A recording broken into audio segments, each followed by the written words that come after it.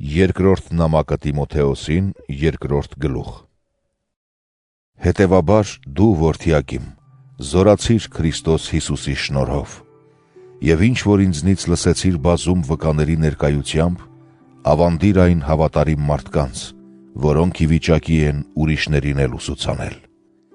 Ինձ նման հանձն առ չարչարվել որպես Քրիստոս Հիսուսի բարի զինվոր։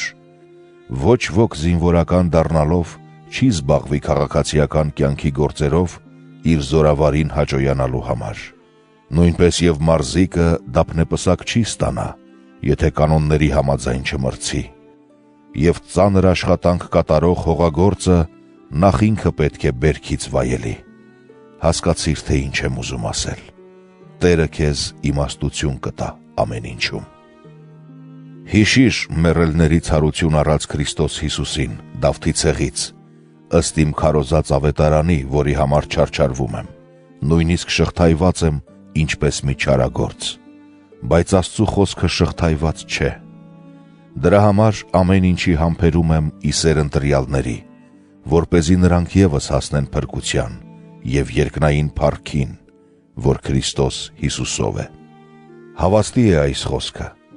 եթե Քրիստոսի հետ մեռանք, նրա հետ էլ կապրենք, եթե համբերենք,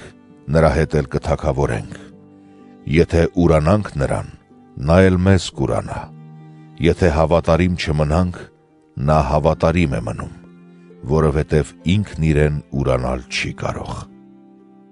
Այս ամենը հիշեցրու նրանց, պարտավորեցնելով Աստծու առաջ, որ բանակռիվ չանեն, մի բան,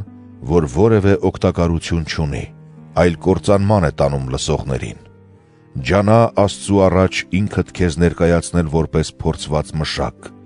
որ ամաչելու բան չունի, որ ճշմարտության խոսքն ուղիղ է ուսուցանում։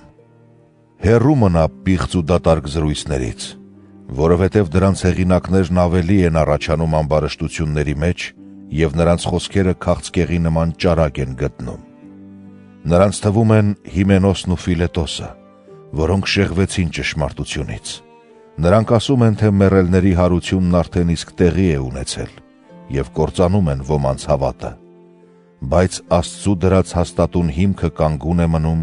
և ունի այս կնիքը. Տերը ճանաչում է նրանց, որոնք իրենն են։ Նաև, ով որ Տիրոջ անունն է կրում, թող հեռու մնա անիրավությունից։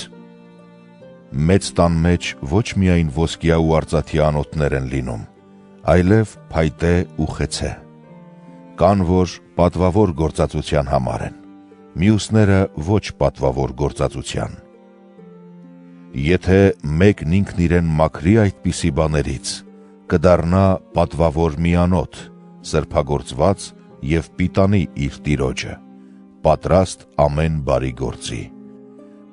Փախիր երիտասարդական ցանկություններից և հետամուտ եղիր արդարության, հավատի, սիրո, խաղաղության ու սրբության նրանց հետ, որոնք մաքուր սրտով աղոթում են Տիրոջը։ Խուսափիր հիմար և անիմաստ վեճերից,